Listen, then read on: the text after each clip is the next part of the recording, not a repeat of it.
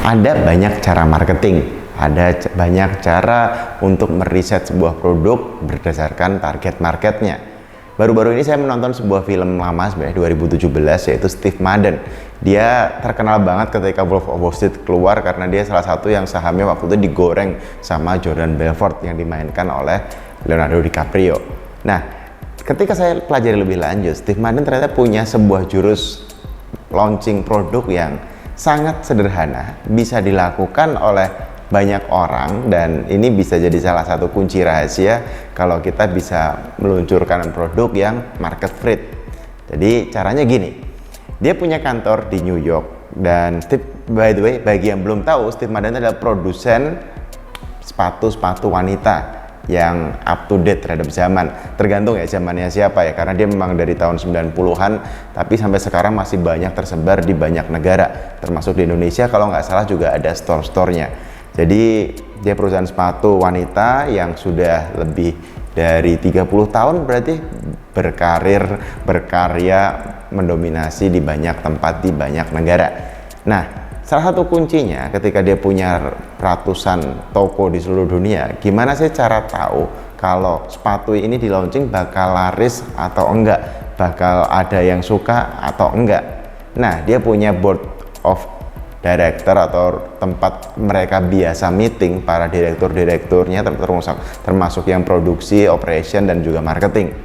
Biasanya mereka rapat, ada sepatu yang mau di launching. Ketika di rapat itu menariknya adalah kalau mereka ngerasa ini kurang apa, di samping ruang rapat sudah ada para tukang yang langsung bener-benerin contoh modelnya. Jadi ketika dicoba lagi, kayaknya kurang strip biru, oke di sana kasih strip biru, oke strip merah, jadi strip merah. Memang ini agak lebih ribet ya dibanding orang-orang yang udah di komputer aja didesain, tapi mereka benar-benar melakukan itu langsung di sepatu yang lagi mereka bahas. Itu sangat membantu ketika mereka mau ngambil keputusan karena mereka ngelihat produk yang asli. Jadi yang poin pertama adalah mereka bawa workshopnya atau tempat bikin sepatu prototipenya itu di board of director meeting atau di tempat para direksi kumpul meeting bahas launching produk. Ini yang pertama, salah satu kunci ketika mereka bikin produk. Ketika ada iterasi atau perbaikan secepat kilat, biasanya orang kadang malah yaudah coba aja jual, karena mereka nggak ada tempat untuk nyoba ketika mereka memperbaiki produk itu. Dan yang kedua, ini yang paling seru adalah ketika kayak mereka udah sepakat, oke sepatu ini kita launching, mereka punya ratusan cabang, gimana cara launchingnya? Gimana? Kebayang kalau mereka produksi misalnya satu cabang dikasih 1000, ada 500 cabang misalnya 500.000 pieces, dan ternyata nggak laku, dead stock, game over, mati, itu bakal ribet. Ataupun kalaupun ini ternyata laris banget, ternyata stoknya kurang, itu juga jadi opportunity loss. Apa yang dia lakukan? Yang dia lakukan adalah dia produksi beberapa lusin. Ya misalnya anggaplah 50 pieces. Kemudian dia taruh sepatu itu di sebuah tokonya, ya di Soho di New York, itu Broadway Street, ditaruh di situ. Nah, sekarang dia melihat weekend, Jumat, Sabtu, Minggu. Selama 3 hari itu, kita asumsikan berapa orang yang lewat di depan tokonya. Let's say 50.000. Berapa orang yang masuk? Let's say 2.000. Dari 2.000 yang masuk selama 3 hari itu, berapa orang yang melihat sepatu baru itu? Jadi kayak nengok, ngelihat, itu satu di checklist. Berapa orang yang ngelihat, ini angka ngawur ya, 50.000, 2.000, karena di dokumentarinya nggak menjelaskan berapa orang yang lewat dan seterusnya. Berapa orang yang megang, itu di checklist lagi. Dari yang megang berapa orang yang nyobain, checklist lagi.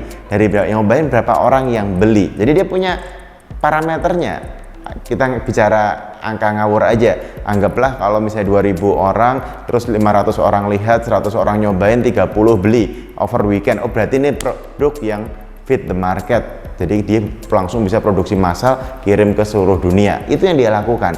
Cukup sederhana tapi benar-benar powerful, karena kita bisa ngomongin di ruang rapat, ruang direksi, ruang meeting, tim kreatif, tim marketing, tim produksi, tapi kayak ini beneran laku nggak sih gitu.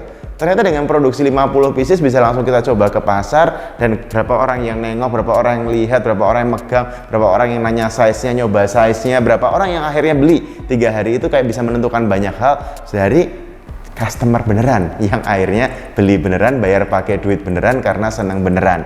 Jadi ketika mau launching produk gede-gedean, kita juga bisa ngetes market gini, jual dalam versi kecil, jual dalam target market yang spesifik gitu, nyaut nggak sih, laku nggak sih, ngaruh nggak sih, sehingga kita nggak yang tiba-tiba produksi massal terus barangnya nggak laku, atau produksinya terlalu sedikit ternyata barangnya laris banget. Itu happy problem juga, kalau nggak ada yang happy sih, customer nggak dapat barang juga kecewa dia kan.